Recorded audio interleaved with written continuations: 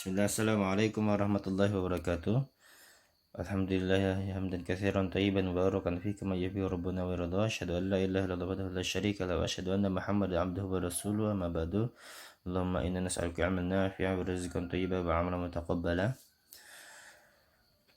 Insyaallah taala kita akan melanjutkan pelajaran akidah kita. Kemarin kita telah membahas masalah hukum yang mengkafirkan seseorang. Nifak besar, pengertian nifak besar, ya. Dan insyaallah ta'ala kita akan membahas masalah tanda-tanda nifak i'tiqadi. Ya, tanda-tanda nifak i'tiqadi. Yang pertama adalah mendustakan Rasulullah sallallahu alaihi wasallam.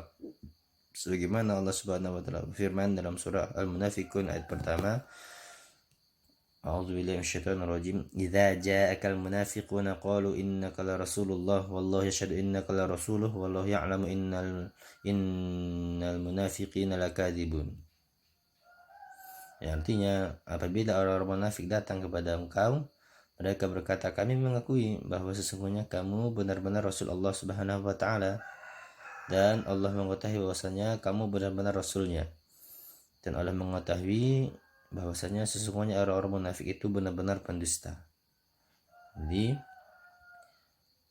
Allah mengatakan dalam Al-Munafiqun ayat 1 ini, orang munafik adalah mendustakan Rasulullah sallallahu alaihi wasallam. Dia mendustakan ajaran agama Islam, ya. Yang kedua adalah membenci Rasulullah sallallahu alaihi wasallam. Ini tanda-tanda nifaq i'tiqadi yang kedua. Sebagaimana Allah Subhanahu wa taala berfirman dalam surah Al-Kautsar, Inna syani'aka huwal abtar. Sesungguhnya orang-orang yang membenci kamu ialah yang terputus. Ini terputus dari Allah Subhanahu wa taala, terputus dari yang kebaikan dari Allah Subhanahu wa taala, membenci ajaran Rasulullah sallallahu alaihi wasallam. Yang ketiga adalah membenci ajaran yang dibawa oleh Rasulullah sallallahu alaihi wasallam. Sebagaimana dalam surah Muhammad ayat 9 dikatakan, A'udzubillahi minasyaitonir rajim, dzalika bi annahum karihu ma anzalallahu fa ahbata a'malahum. Ya, artinya ini yang demikian itu adalah karena sesungguhnya mereka benci kepada apa yang diturunkan Allah Subhanahu wa taala, yakni Al-Qur'an, lalu Allah menghapus pahala-pahala amalan-amalan mereka. Jadi kalau kita membenci ajaran Rasulullah, ya sama saja kita membenci ajaran Allah Subhanahu wa taala. Ini dapat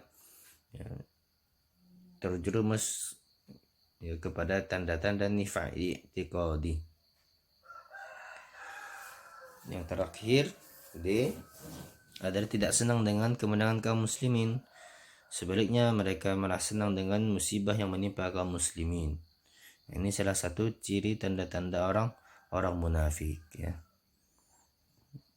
Sebagaimana Allah Subhanahu wa taala berfirman dalam surah Al-Imran ayat 120, jika kamu memperoleh kebaikan, niscaya mereka bersedih hati. Tetapi jika kamu mendapatkan bencana, mereka bergembira karenanya.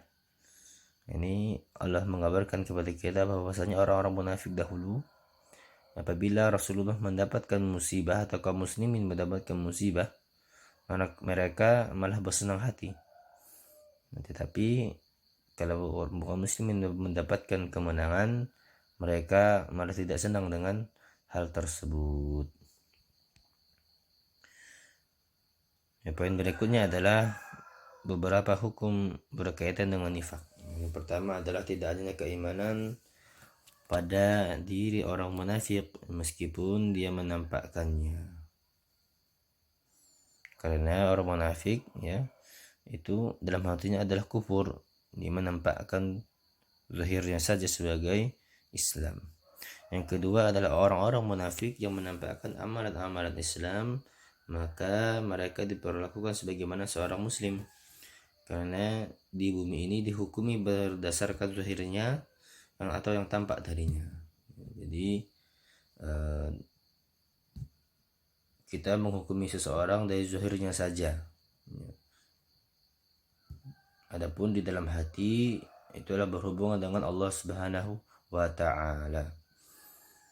Yang ketiga adalah orang-orang munafik yang meninggal sebelum bertobat atas nifaknya atau masih dalam keadaan munafik, terancam akan masuk neraka jahanam, yang paling bawah asfalun nar, keraknya api neraka, dan kekal di dalamnya. Ini hukuman, ancaman bagi orang-orang munafik yang meninggal di atas kemunafikannya.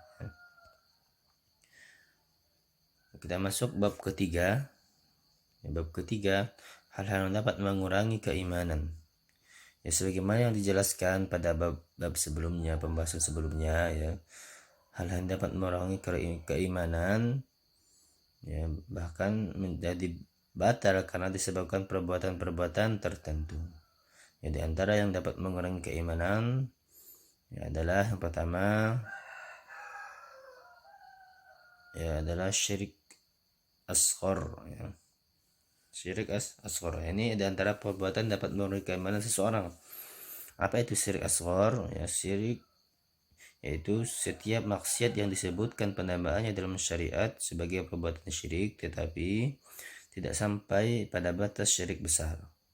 Syirik merupakan hal yang diharamkan karena mengurangi keimanan dan dapat menghantarkan kepada syirik besar. Syirik kecil ini juga sebagaimana Rasulullah SAW bersabda, "Inna akhafu ma akhafu alaikum syirkul asghar." Qalu ya Rasulullah, wa ma syirkul asghar? Qala ar-riya. Hadis riwayat Ahmad. Artinya, sesungguhnya yang paling aku takutkan dari apa yang aku takutkan menimpa kalian adalah syirkul asghar atau syirik kecil. Para sahabat bertanya, apa itu syirik asghar ya Rasulullah? Beliau menjawab, ar-riya. Riya ingin mendapatkan pujian orang, sedangkan pujian itu hanya milik Allah Subhanahu wa Ta'ala. Contohnya adalah apabila ada seseorang yang sholat dan dia merasa diperhatikan oleh orang-orang, lalu dia mempercantik, memperbagus sholatnya agar dipuji dengan sholatnya tersebut. Ini di antara contohnya. Mungkin ini dapat disampaikan, lebih kurangnya mohon dimaafkan. Ini tugasnya dikerjakan. Tutupan doa kafaratul majlis. Subhanakallahumma wa bihamdika asyhadu an la ilaha illa anta astaghfiruka wa atubu ilaik. Ucapkan jazakumullahu khairan. Assalamualaikum warahmatullahi wabarakatuh.